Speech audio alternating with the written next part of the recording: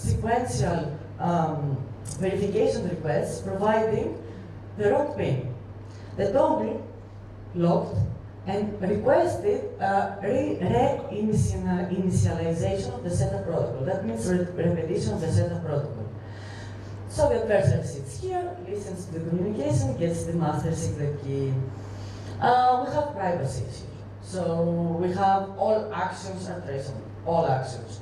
Let's say that the adversary is bored and doesn't want to listen to the communication all the time. Well, he has access to the master public key.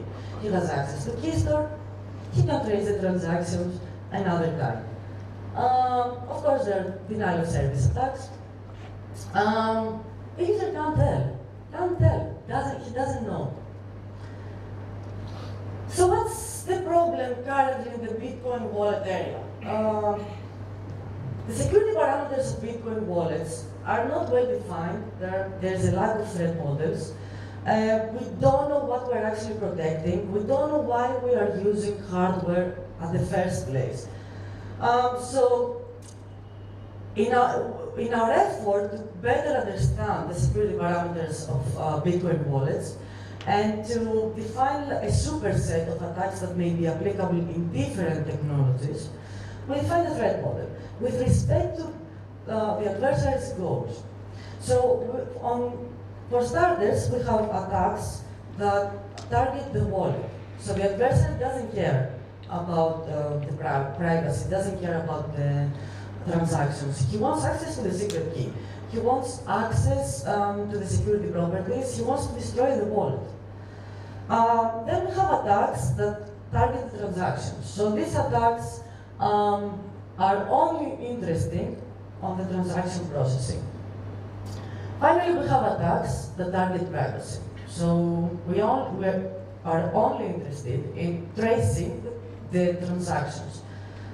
Think of the ransomware thing that happened a few months ago. So the ransom were requested in Bitcoin. So they actually sent Bitcoins, and then the governments were trying to trace where the Bitcoins will go. So there are many reasons why somebody would like to trace an account. Okay, so we have a set of attacks, but we have different technologies. Other wallets use microcontrollers, other wallets are mobile phone based. So how can we actually address the problem here? They all communicate with an interface. So the problem is the communication, because we always address the low-level communication. We don't care what happens on the higher layers. So these are the parts of the communication that need to be secure. We don't care about the rest of communication. We only care about these parts. So how can we fix this? Encryption is the obvious thing here. But we need to add the user to the whole process. We need to ensure that the user is actually there, and we don't have just a path API that sends requests to the dongle, and we don't want to store anything. So we need to. Our suggestion is to incorporate a page protocol. Our work is not to actually implement this protocol. We're not cryptographers. It's just a suggestion. We just believe that involving the user is the best thing to do in that case. And if the J protocol is used, well, we have also zero knowledge of proofs. But it's up to everyone to incorporate whichever protocol he wants. As I said before, encryption is the obvious thing. But what's the problem here? So if we encrypt the whole channel, if we encrypt the whole communication, we have horrible delays. And we're dealing with transactions. We want things to be fast. So our suggestion is to only encrypt these parts. Encrypt only the messages that deal with this data that we consider to be sensitive and private. That way we can keep the speed and we don't change the entire underlying architecture of the wallet. So this is an overview of the responsible disclosure that we have with Ledger. So we contacted Ledger last May. Sent them an email. So hey Ledger, we did with these attacks? Would you like to have a little bit of conversation? Yes, let's talk about what you find. Let's encrypt our communication, it's a bit ironical though, because we wanted to encrypt our communication, but it doesn't encrypt the product's communication. Anyway, so we let them know about their attacks. Oh, well, yes, we fixed them, they said. This happened in May, so in June, until early June, until late of August, I think it was 20-something of August, I can't remember the date, sorry. So they paused the production of wallets. They stopped offering wallets on the market. They said it's due to high demand of the wallets. I don't have any comments on that. So late August, they issued a new firmware and they encrypt everything. They encrypt the low-level communication.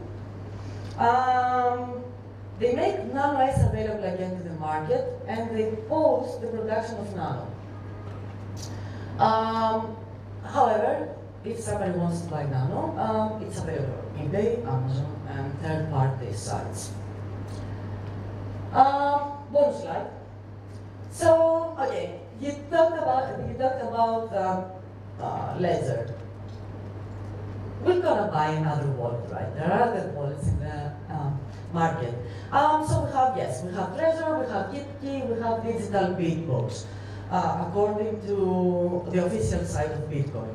I'm not going to go into much detail about that, but you should keep an eye on us in the next few months. They have a screen. The user can actually compare hashes. So the problem here is that the user has to compare hashes. And in these two wallets, the user has to compare the whole hash. So we have actually done some usability experiments with real users. So far we have, our experiments involve 50 users, and the results are not good. So the error rate is very high. And we're planning to do the same experiments in Amazon Tech to have a larger set and see what's wrong with hash comparison. Okay, so is there a framework where we can actually formally verify the security properties of your wallet? So I'd like to buy a wallet, but I like formal things, and I would like to use a model to decide which wallet to buy. For all these things, just keep an eye on us on the next few months. To conclude, low-level implementations are overlooked. So it's an area that nobody expects to have attacks, but in the past we've seen huge attacks on that layer. From BGS11 cards to EMV cards, and now we have Bitcoin. So Ledger was the first company to introduce hardware wallet, and then their team actually is built from good scientists, respected scientists. And they have a huge set of users that are actually very passionate about Ledger wallets. Nano is still on offer on the market by third-party sites, not from the official website. So what's the point of my talk? The point is that tamper-resistant hardware does not bring any guarantees. And you can still mount attacks even if you incorporate the most expensive hardware ever. So what's the point of using these devices then, if your implementation is so bad? We need more well-defined properties of Bitcoin wallets. We need a better understanding of using hardware.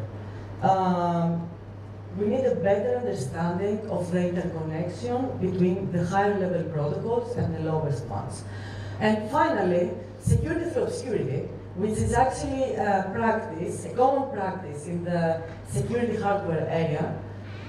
It's a bad practice, so we need more open things, we need more formal models. We actually need a more hands-on verification process of the wallets. And that's my talk. So, final question, one or two questions. So your model of the attacker is one who can eavesdrop on the communication link between the PC and the Trezor or whatever. Now, I'm not sure that this is the correct attack model. It's much more likely that